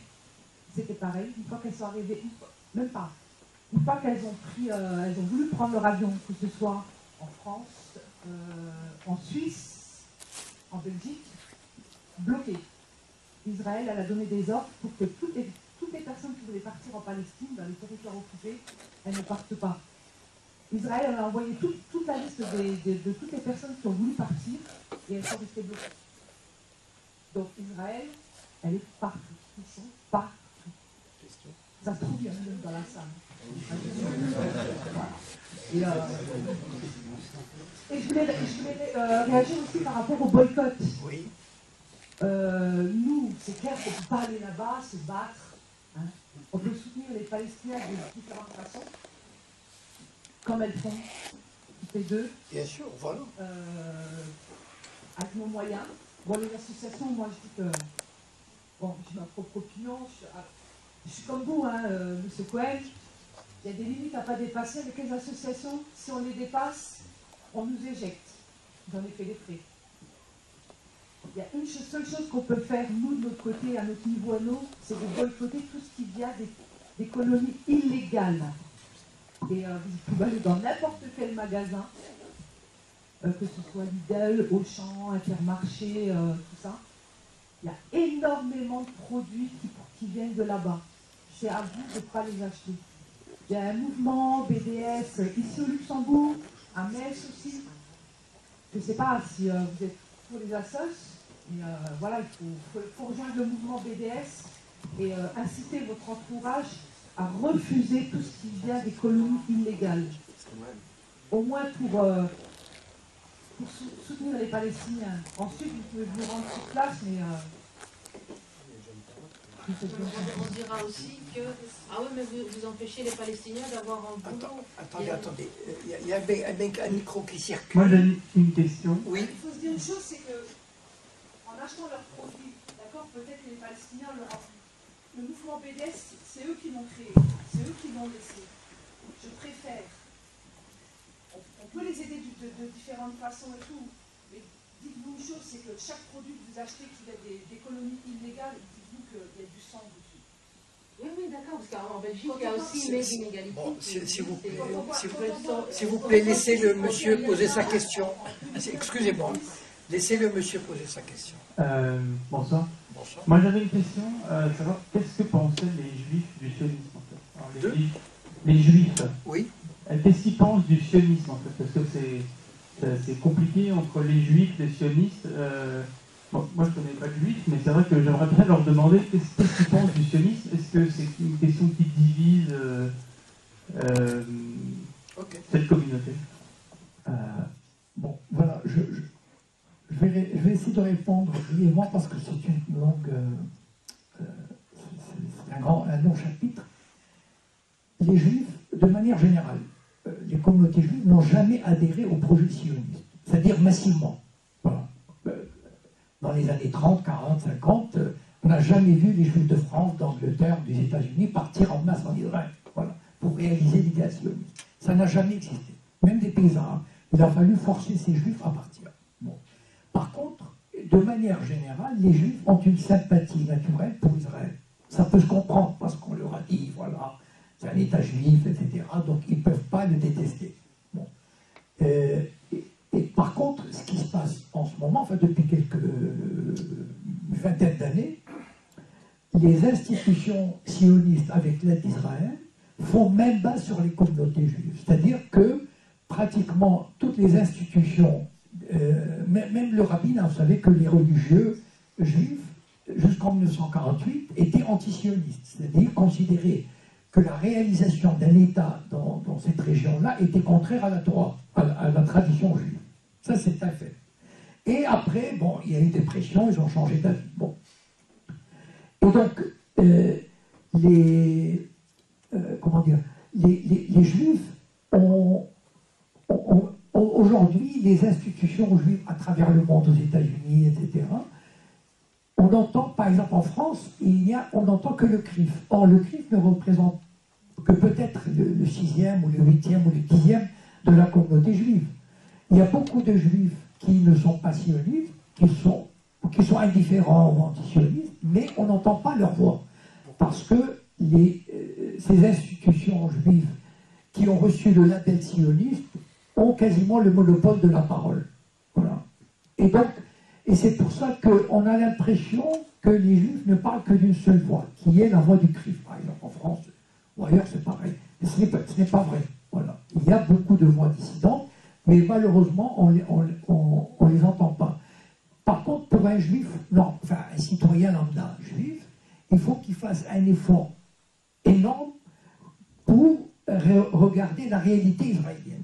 Parce que les Juifs sont, comment dire, de manière générale, ils ont plutôt tendance à intégrer la propagande sioniste. C'est-à-dire, on est un petit pays, on défend, on fait de mal à personne, etc. Enfin, bon. Et donc, comme ils écoutent aussi, ils suivent les médias juifs, ils tombent dans le panneau, ce qui est naturel. C'est-à-dire, quand il y avait la guerre d'Algérie, 95% des Français étaient pour la guerre d'Algérie. C'est-à-dire, croyaient que la France était là-bas pour faire du bien, etc. C'était son droit. Donc, en fait, c'est vrai que c'est naturel pour un juif d'avoir une sympathie. Voilà. Et par contre, pour faire la démarche inverse, c'est-à-dire de critiquer, moi quand on me demande un conseil, par exemple, je connais un juif, etc., je dis voilà, il y a des sites, voilà, c'est-à-dire il y a des sites israéliens, comme par exemple Rompre le silence. Il y a une organisation qui s'appelle Rompre le silence. Ce sont des anciens soldats et officiers israéliens qui dénoncent les mauvais traitements qu'ils ont infligés, etc. Donc, moi, j'encourage en général les Juifs à regarder ce genre de site qui les éveille. Voilà, parce que le Juif, comme beaucoup de sites, comme n'importe quel autre citoyen, il est pris dans la propagande. Voilà, il ne sait pas. Oui. Ici. Ah, non, bon, allez-y. Ça fait rien, ça sera vous après. Comme on parle aussi de judaïsme, quand on dit les juifs, après, être juif, après, de quoi est-ce qu'on parle? Est-ce que c'est la croyance en elle-même ou le lien de sang? Parce que si c'est la croyance, il y a également avec la colonie d'Israël une contradiction avec cette croyance qui, normalement, la Torah dit bien que si le peuple juif a été chassé d'Israël, c'est pour revenir, mais après une pénitence, ce serait par exemple, si on parle de la croyance juive, ce serait plutôt c'est à Dieu d'autoriser au peuple de revenir, non par les armes, ni par la violence, ni par l'argent. Donc, quand on parle les Juifs ont une sympathie, il y a une contradiction donc avec leur croyance de Juifs. Ils ne devraient pas avoir de sympathie pour ça. Retourner sur cette terre par cette façon, c'est un blasphème. Au départ, c'était un blasphème. Moi, je me souviens au Maroc, les rabbins nous mettaient en garde contre les sionistes, parce que c'était des renégats. Donc, c'était un blasphème. Mais peu à peu, la propagande sioniste a fait en sorte que les Juifs ont fini par adhérer à l'idéologie, ou du moins l'accepter comme telle. Voilà. Par un manque de culture. Pardon? Un manque de culture, quelque part. Non, enfin, comment dire, c'est un manque de culture. Ou ça fait plus partie de la religion. Non, mais il y a une espèce de lien naturel, c'est-à-dire, je prends par exemple des Juifs du Maroc qui ne voulaient pas y aller, mais en même temps, voilà, c'est Israël, c'est de la mythologie, c'est le Messie. Comme les Russes qui ont été forcés d'y aller. Non, les Russes ont été forcés d'y aller. Bon, il y a eu une manipulation extraordinaire pour les emmener. Voilà. Bon.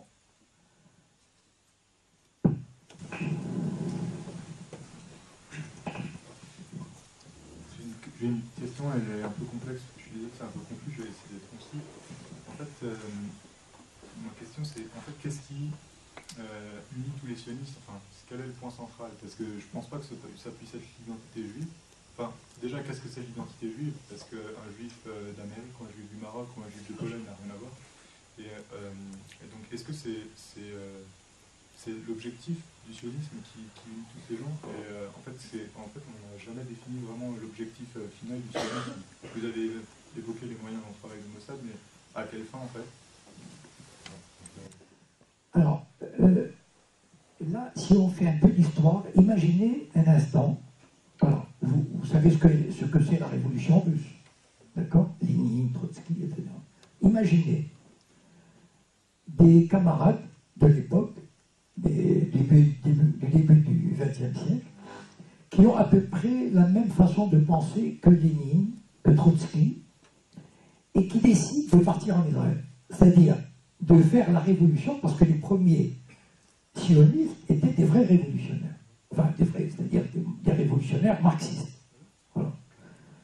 J'en sais quelque chose parce que le mouvement sioniste auquel j'appartenais était marxiste. C'est-à-dire, j'ai eu la chance de tomber sur ce mouvement-là parce que j'ai appris le marxisme, la dialectique, etc. Et donc, ces gens, au départ, ils ont voulu réaliser une révolution sociale populaire en Palestine en transformant le peuple juif, en le transformant, en le rendant un peuple d'ouvriers, la classe ouvrière, la classe paysanne et ouvrière. Il y a un schéma, quand on étudie un peu de cette histoire, il y a ce qu'on appelle la pyramide inversée.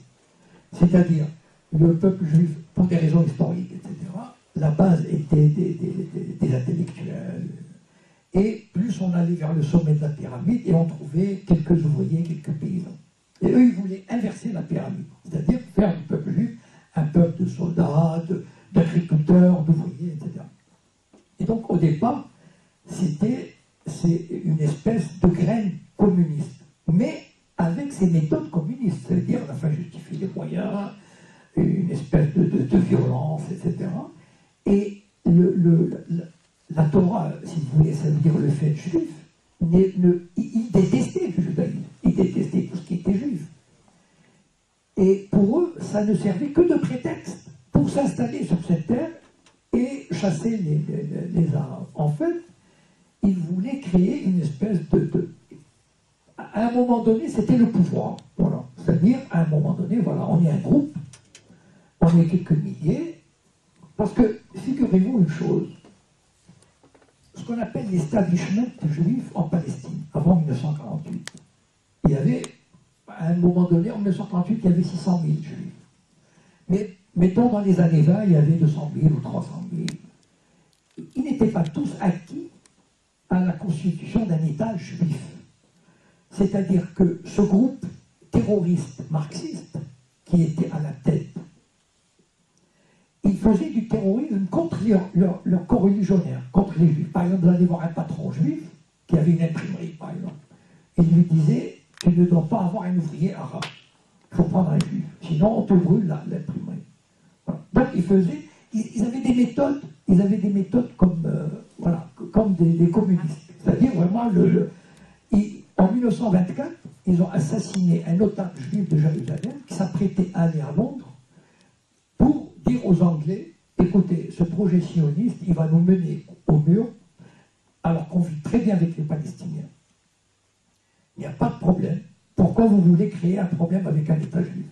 Ils l'ont assassiné. Donc, ce sont ces groupes marxistes juifs qui ont assassiné un notable juif parce qu'il allait contre leur projet. Donc, en fait, à un moment donné, c'est comme une organisation dont le but est de prendre le pouvoir. Voilà.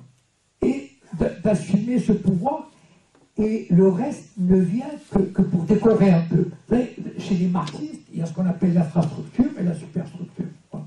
Donc la superstructure qui est idéologie, etc., ne vient que pour, comment dire,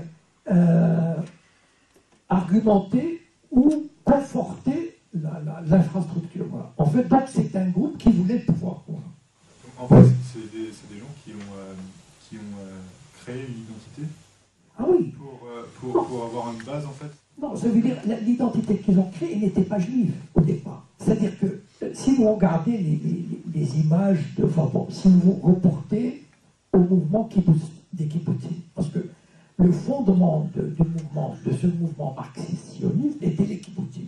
Ça veut dire les communautés agricoles, etc., qui étaient aussi des fortins militaires. Donc, ils étaient complètement athées, enfin, je veux dire, ils détestaient même les religieux. Et donc, en fait, leur seule identité était une identité, comment dire, sioniste, c'est-à-dire de création d'un État, mais juif dans le sens où, je veux dire, quand on fréquente ces gens-là, ils ont, enfin, comme on dit, je dis moi, ils n'ont rien de juif. Vous savez ce que m'a dit mon père quand il est parti là-bas, il est parti en 1968. Mon père était un homme, enfin, il vivait à Meknès au Maroc, il avait un magasin, il était religieux, il étudiait la Kabbale, etc. Bon. Et on vivait dans des communautés, les Mélas, les ghettos juifs. Donc, dans un milieu de solidarité, etc. Il est parti en 68. Et en 69, je l'ai vu là-bas et il m'a dit, tu sais, Jacob, c'est pas des juifs. C'est pas des juifs. Et pour lui, ce sont pas des juifs. Pour lui, c'est quoi le juif? Lui, c'est quelqu'un qui est intègre, qui est bon, qui est solidaire, etc. Donc en fait, ils ont créé une espèce de race, enfin, d'homme nouveau, voilà, sioniste, qui est obsédé par la construction d'un État qui, au départ, je ne crois pas, enfin moi qui ai étudié quand même cette histoire, ils ne pensaient pas arriver à cette puissance. Aujourd'hui, ils sont d'une puissance absolument phénoménale. Je veux dire, c'est quasiment la 4e ou 5e puissance mondiale au niveau du nucléaire. Enfin, c'est le 4e ou 5e exportateur des armes, par exemple, du monde. Enfin, pour un pays de 7 millions d'habitants. Ils ont 6 sous-marins nucléaires qui peuvent envoyer des centaines de missiles à tête multiple, etc., etc. Mais au départ, c'était une espèce d'organisation comme ça, presque secrète, et qui voulait s'affirmer sur ces terres. Voilà.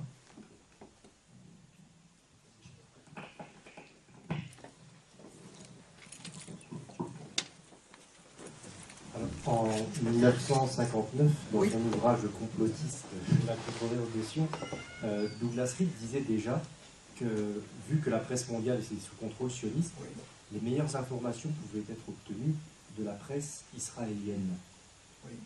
Notamment la presse israélienne de gauche, non sioniste, qui fournissait les meilleures informations sur les massacres en cours, les expropriations. Donc ma question est très pratique. Est-ce que vous lisiez, j'imagine bien sûr, la presse israélienne?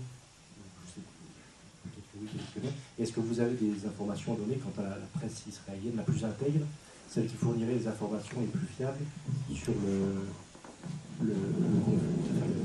ce qui se passe dans les territoires occupés? Et deuxième question, très très brève, qu'est-ce que vous pensez de la solution à 2 États?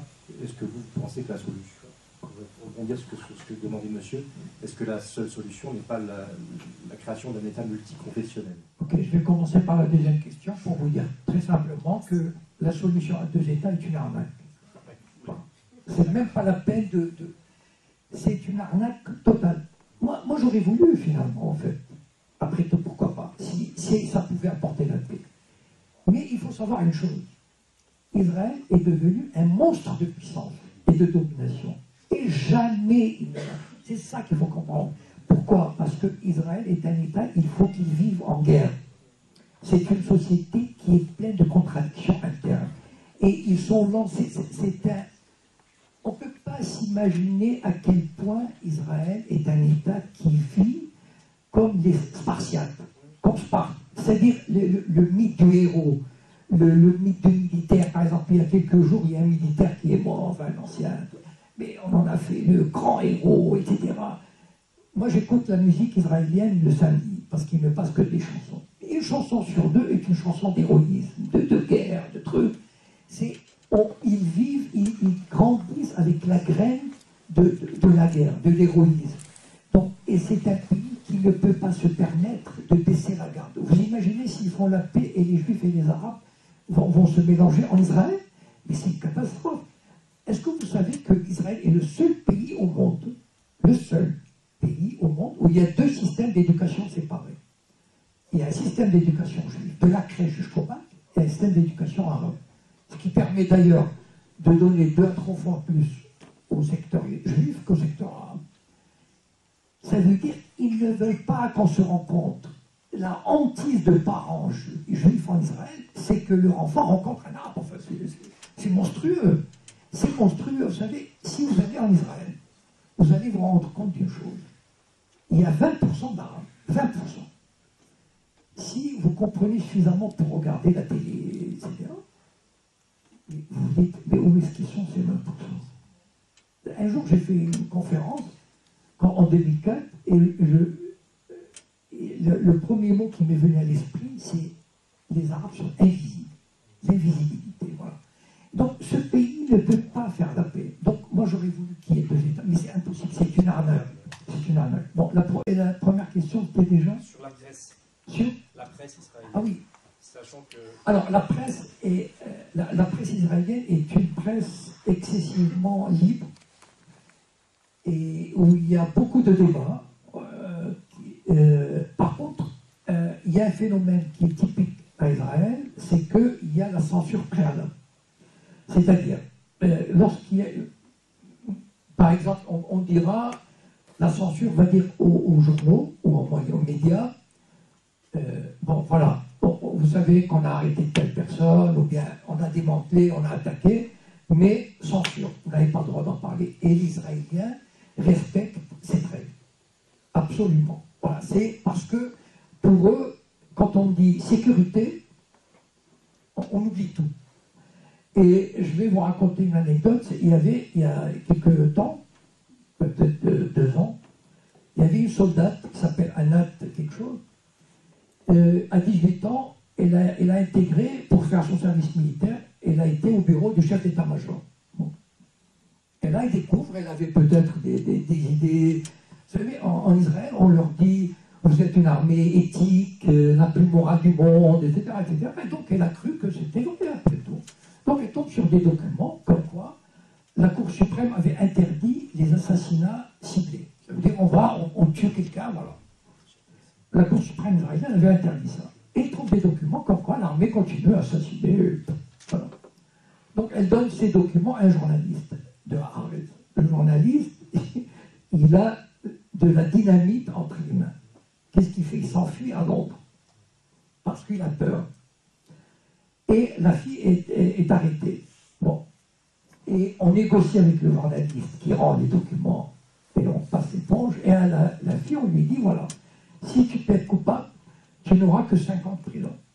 Alors que, on aurait pu penser, bon, c'est quand même les droits, machin. Quand il s'agit de sécurité, tout le monde.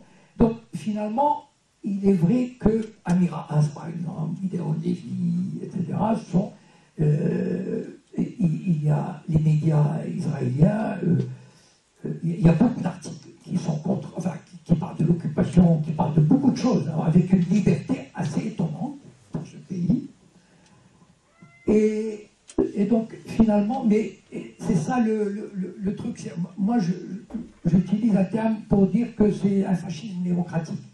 C'est-à-dire qu'il y a une démocratie, c'est vrai, mais il y a un fascisme au-dessus. C'est-à-dire qu'en fait, le lavage de cerveau, la sécurité, l'armée font que la plus grande partie de la population, par exemple, quand il y a ce qu'on appelle des refusniks, c'est-à-dire des soldats qui refusent de servir dans les territoires occupés.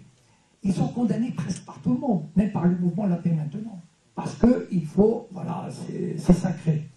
Donc c'est très ambigu mais c'est quand même, ça reste une presse très très très libre. Bon. Oui. Ça s'appelle pas le patriotisme, ça? Pardon? Ça s'appelle pas le patriotisme? Ah, c'est du patriotisme nationaliste à outrance. Voilà. Tout à fait. Est-ce que c'est pas la même attitude qu'on retrouve dans les organisations juives en France? C'est-à-dire tout en sachant que lorsqu'on voit nos ministres, notre président, faire acte d'allégeance de façon absolument affligeante, comme ils l'ont fait en Israël, on se pose des questions, on se demande qui est-ce qui aura suffisamment de pouvoir pour renverser les choses. Je pense que l'histoire, comment dire, l'histoire fait son œuvre. C'est-à-dire aujourd'hui, c'est vrai, vous savez, l'histoire est une dynamique. Il faut jamais, c'est pas une photographie, c'est pas quelque chose de statique et d'immobile et on dit voilà, non, ça bouge. C'est-à-dire que il y a une nouvelle génération qui arrive et fatalement elle remplacera l'autre dans 10 ans, dans 20 ans, dans 30 ans, c'est pas grave. Enfin, je veux dire, l'essentiel c'est la dynamique qui est en cours. Et la dynamique qui est en cours aujourd'hui, qui c'est qui défend Israël finalement? C'est-à-dire si on prend les élites, que ce soit en Allemagne, c'est fabuleux. C'est-à-dire qu'en fait, Israël n'a quasiment, et très peu de supporters. C'est fini le temps de 1967, comme j'ai raconté tout à l'heure, etc. Et donc, bien sûr, aujourd'hui, il y a toute une classe politique qui s'accroche, mais cette classe politique, elle ne va pas durer. Voilà, bon, par la force des choses, elle finira par laisser la place à d'autres. Ou bien, pardon? Oui, Valls est encore jeune. Mais en même temps, bon, il y a des forces. Non, il y a des forces qui montent. Voilà, on ne peut pas. Même l'Union européenne a voté ce qui est absolument extraordinaire. Une règle de boycott des produits des colonies. C'est incroyable. Et ben voilà, donc, ce sont des choses qui viennent peu à peu. Voilà. Il faut juste travailler là-dessus. Oui. Moi j'avais un constat. J'ai remarqué, bon, je suis irlandais du Nord. Oui. Donc j'habite à Dublin, mais ça fait 30 ans qu'on a souffert en Irlande du Nord du problème entre les nationalistes et les royalistes. Ce que je voulais dire, mon constat, c'est que tant qu'il n'y a pas que les deux peuples ne sont pas traités sur un même pied d'égalité, on ne trouvera jamais la solution. L'autre constat que je voulais faire, c'est que j'ai quand même remarqué que les solutions, par exemple en Afrique du Sud, en Inde, et même en Irlande du Nord, c'était à travers que les peuples qui ont été opprimés ou oppressés, je ne sais pas comment on dit, ont trouvé la solution à travers un leader charismatique. Par exemple, en Afrique du Sud, on avait Nelson Mandela. En Inde, on avait Gandhi. En Irlande du Nord, vous avez John Hume. Il me semble qu'en Palestine, ce leader, personne n'a pu remplacer Yasser Arafat. Et il manque quelque part un leadership en Palestine. Si, il y a un leader, mais il est en prison. Oui, mais personne n'est vraiment au courant et personne ne le supporte et personne, comme par exemple Mandela est en prison pendant 27 ans et il a su quelque part passer le message qui effectivement a su délivrer l'Afrique du Sud de ce régime abominable qui était l'apartheid. Moi, ce qui m'a tourné, j'étais comme vous, je suis né en 58, initialement j'étais quelque part pro-israélien, le jour où ils ont construit ce mur abominable autour des territoires occupés, cela m'a dégoûté parce que ça me semble exactement ce qu'ont fait les nazis à Varsovie. Ils ont créé un ghetto et là c'est vraiment insupportable. Donc mon point de vue sur la question palestinienne a complètement changé, mais je pense que quelque part il manque justement ce leader charismatique pour comment dire, pas soulever d'un point de vue militariste, mais plutôt pacifique le peuple palestinien et l'opinion mondiale. Voilà.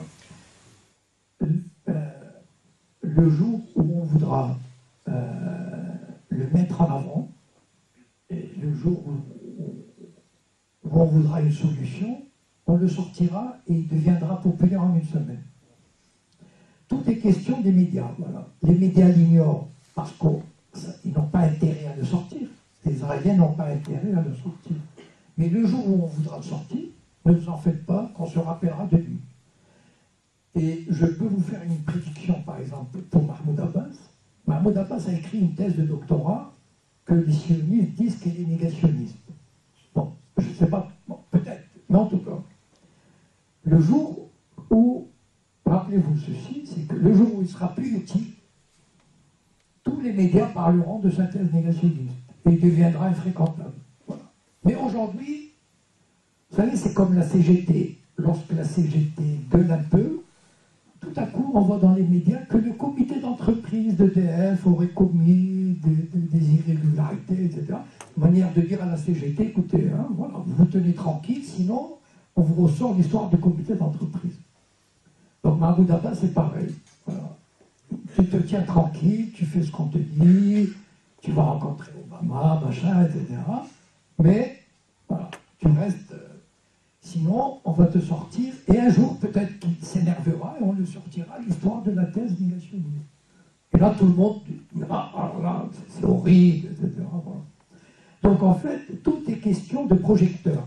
Alors, le jour où on aura intérêt à mettre les projecteurs sur Marwan Madrouti, qui est très populaire, qui est pour une solution politique pacifique, mais réelle, pas soumise.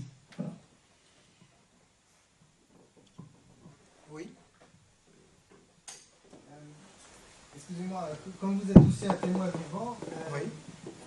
Merci. Je vous laisse encore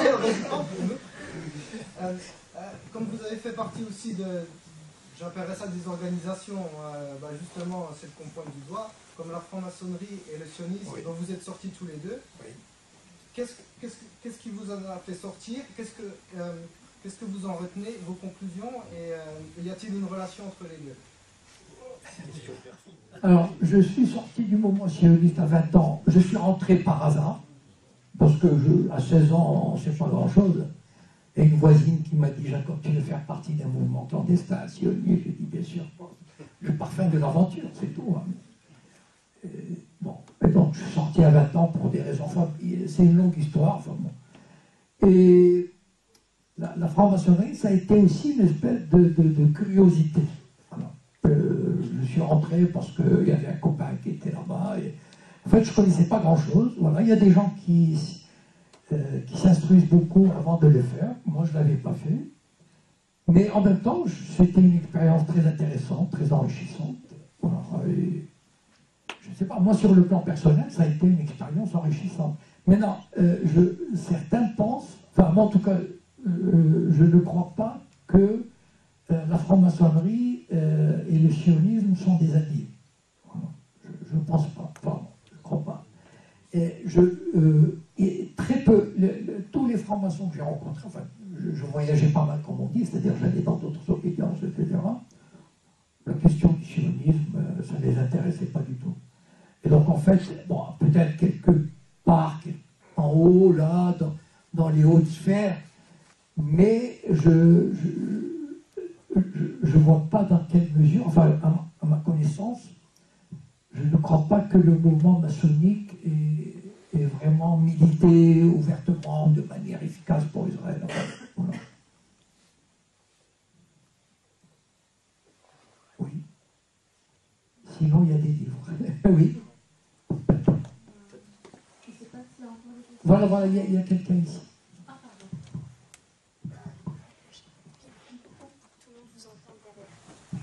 Merci. Vous avez parlé tout à l'heure que l'État d'Israël était voué à disparaître. Vous n'êtes pas le seul à dire ça. Vous n'êtes pas le seul à dire ça, beaucoup de penseurs intellectuels le disent. Oui. On considère un petit peu l'Israël comme le bébé du sionisme. C'est-à-dire qu'en gros, c'est la vitrine aujourd'hui. Oui. Le sionisme a existé avant, il existera certainement après, s'il n'est pas amené à disparaître, ce qui est son futur le plus probable. On parle depuis tout à l'heure d'Israël, sa politique, son impérialisme, son colonialisme. Est-ce que le problème, il n'est pas plus important et ailleurs également? Parce que, encore une fois, ça existait avant, ça existera après. Le problème, il n'est pas ailleurs aussi. C'est-à-dire ailleurs. Vous avez une idée derrière la tête, peut-être? Oui, c'est-à-dire que on associe souvent, toujours, sionisme à juif, Israël à juif, juif à sionisme. C'est un peu comme associer l'islam aux arabes, c'est faux. La France est un pays occupé d'un point de vue idéologique. C'est-à-dire que c'est des sous-emprises. C'est pas. Je vais vous dire, moi je ne suis pas d'accord de dire que le sionisme a existé avant et qu'il existera après. Pas du tout. Parce que le sionisme en tant qu'idéologie nationale n'a jamais existé. C'est-à-dire qu'il y a eu des tentatives, et qui ont très mal tourné d'ailleurs. Il y a eu une tentative de Chataï Tzvi qui est allé voir le sultan de Turquie pour lui demander de rétablir la souveraineté juive, c'était au XVe, XVIe siècle, sur la Palestine. Et le sultan, et ce type-là a eu des dizaines de milliers de partisans. Ils se sont dit, voilà, le Messie est arrivé, bon. Et donc le sultan l'a pris, enfin il a écouté, puis il lui a dit, écoute, ou tu te convertis à l'islam, ou je te coupe la tête. Et il s'est converti à l'islam, et beaucoup de ses compagnons se sont convertis à l'islam, et donc ça a été enterré. Donc moi, j'associe le sionisme au fait d'Israël. Ça veut dire que le sionisme ne peut pas exister. Je ne vois pas comment le sionisme peut exister en dehors d'Israël. Voilà. C'est-à-dire que c'est une idéologie nationale, d'abord nationaliste, liée à une terre et un pays, avec les caractéristiques d'un État. Voilà. Parce que dans l'esprit juif, la Renaissance ne peut être que religieuse et donc messianique, et qui n'a rien à voir avec un pays, un État au sens moderne du terme. Voilà.